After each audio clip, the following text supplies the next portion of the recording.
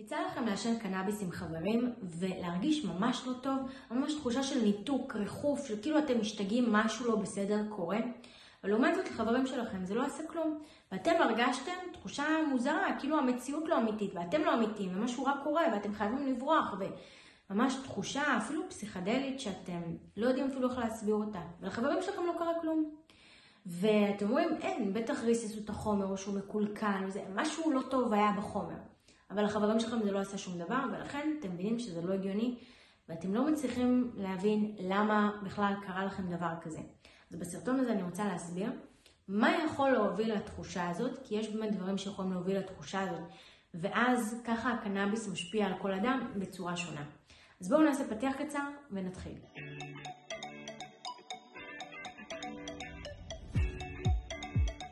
שלום וברוכים השבים לערוץ היוטיוב שלי, אני בר דדי ואני עוזרת לאנשים עם חרדה, דיכאון, דפרסונליזציה ודה-ריאליזציה. והיום בסרטון אני רוצה לדבר על השפעת הקנאביס, למה זה משפיע על כל אדם בצורה שונה. למה זה בכלל יכול לגרום לתחושה של ניתוק וריחוף, לתחושה מאוד מאוד מוזרה. מה בעצם גורם לזה? למה זה משפיע על כל אדם בצורה אחרת? אז אם עישנתם והתחלתם להרגיש תחושה של ניתוק וריחוף, תחושה מוזרה כזאת, כאילו אתם משתגעים ומשהו לא בסדר, ממש תחושה הזויה ומוזרה, מה יכול להוביל לתחושה הזאת? דבר ראשון, במקום הראשון, מה שחוזר על עצמו כל הזמן, זה כמות מאוד מאוד גדולה של חומר THC. THC זה החומר הממסטל בעצם שיש בקנאביס, וברגע שאנחנו צורכים ממנו בכמות ובריכוז מאוד מאוד גבוה, בזמן מאוד מאוד קצר, ואנחנו לא רגילים בכלל לכמות הזו בזמן הזה, אז אנחנו בעצם נרגיש סוג של הרעלת THC, זאת אומרת שהמוח שלנו יפרש את זה כניסיון הרעלה, ואז אנחנו נרגיש שאנחנו משתגעים כי המנגנון ההישרדותי יתעורר, ואנחנו נתחיל להרגיש שמשהו לא טוב קורה, והמוח ההישרדותי פשוט ישלח לנו אותות שאנחנו נמצאים בסכנה, לכן אנחנו נרצה לברוח, אנחנו נרגיש בסכנה, אנחנו נרגיש מוזר, אנחנו נרגיש שמשהו לא טוב קורה. זה אותו דבר כמו עם אלכוהול. לדוגמה, אם אני מעולם לא שתיתי או לא שתיתי במשך שנה שלמה, לעומת זאת חברה שלי כל סופה שיוצאת לשתות, ואנחנו נשב ונשתה ביחד, ובזמן קצר, נגיד ב3 שעות, אנחנו נשתה 4 כוסות וודקה. אני שמעולם לא שתיתי, ככל הנראה יהיה מאוד שיכורה מזה, ואולי אפילו הקיא, אולי הרגיש לא טוב, אולי זה יהיה לי יותר מדי. לעומת החברה שרגילה כל סופה של לשתות, אולי מבחינתה זה דווקא יהיה לה סבבה, תרגיש טוב, זה יעשה לה טיפה ראש, הכל יהיה בסדר איתה.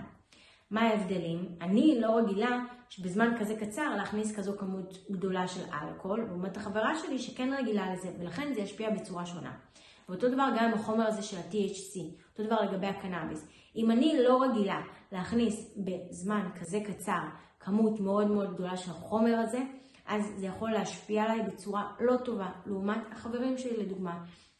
לכן זה מאוד מאוד תלוי כמה כמות של ה-THC יש בחומר הזה ספציפית שרכשתם, והאם הרבבתם את זה לדוגמה עם טבק כדי לדלל את זה, זאת אומרת איך גם צרכתם את זה, איך הכנסתם את זה לגוף. לדוגמה, כשמכניסים את זה בצורה מעודה, אז זה מכניס כמות מאוד מאוד גדולה במהירות, ולכן זה ממש יכול להקפיץ את זה. ואנשים שלא רגילים לכמות מאוד גדולה, יכולים להרגיש תחושה מאוד מאוד חזקה של ניתוק, ריחוף, ותחושה מוזרה בעצם של חרדה, כי המוח מפרש את זה בצורה לא נכונה. עכשיו, אם אתם יודעים מראש שבאמת זה יכול להוביל לזה, ושבסופו של דבר סך הכל מדובר בחרדה, ואתם יכולים להרגיע את עצמכם ולאזן את עצמכם, ולהיות כמה שיותר ברגיעה, ולא להילחץ מזה, זה יוכל מאוד לעזור לכם, עם כך שגם אחר כך אתם תצאו מזה ותרגישו בסדר, זאת אומרת שביום למחרת דווקא הכל יהיה בסדר. אם זה מפחיד אתכם ומלחיץ אתכם ואתם לא מבינים שמדובר בהרעלת THC, זאת אומרת כמות THC מאוד מאוד גבוהה שנכנסה בזמן מאוד מאוד קצר, אז אתם יכולים להיכנס עוד יותר לפאניקה וחרדה, ולאחר מכן הניתוק יכול להישאר עד שיפטר, בעצם עד שנמצא את הגורם, ונטפל בגורם נקודתית. הטריגר הראשוני אכן הוא הקנאביס, שגרם להתקף חרדה מאוד מאוד גדול, הפעיל את המנגנון ההישרדותי, אבל משהו מתוך זה נכנס, איזושהי מחשבה נכנסה, והיא גורמת לזה להישאר. צריך למצוא את המחשבה הזאת ולטפל בה נקודתית. אגב, הרעלת THC יכולה להיגרם גם לאנשים שמעשנים באופן קבוע.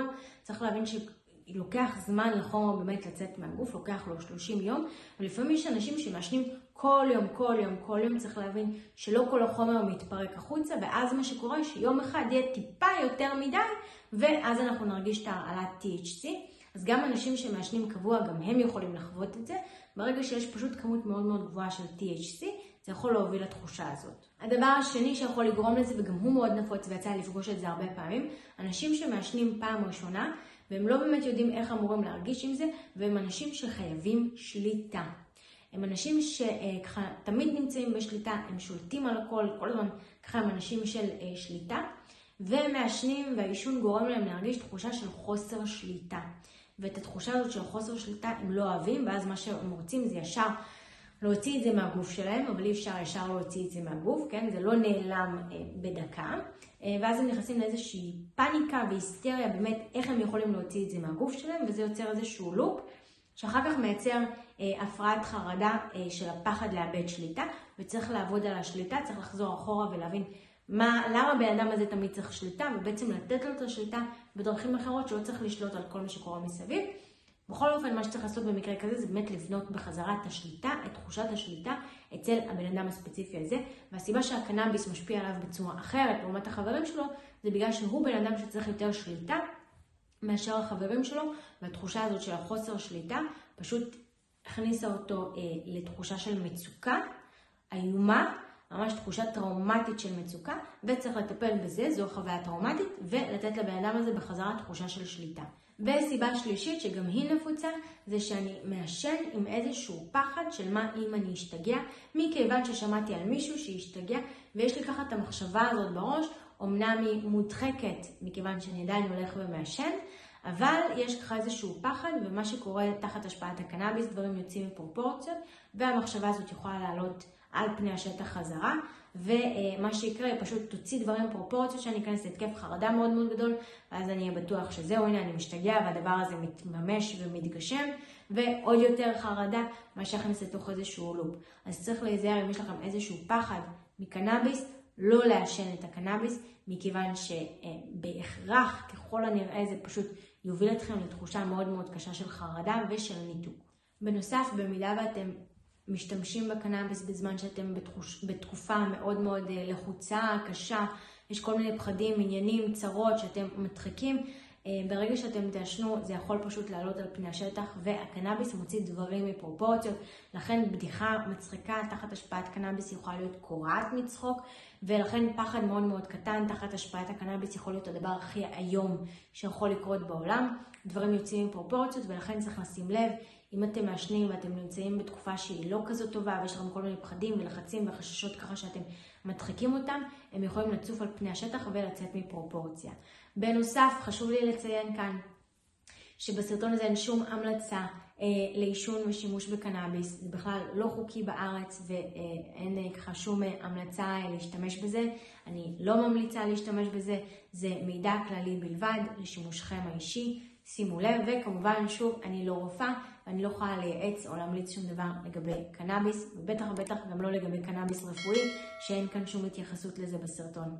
אם הסרטון הזה עזר לכם, נתן לכם איזושהי תשובה לגבי השאלה שלכם, תשאירו לייק ותגובה כדי שהוא יגיע לעוד אנשים ויוכל לעזור גם להם. אם עדיין לא לחצתם להירשם כמנוי, לחצו עכשיו להירשם כמנוי, וניפגש בסרטון הבא. ביי!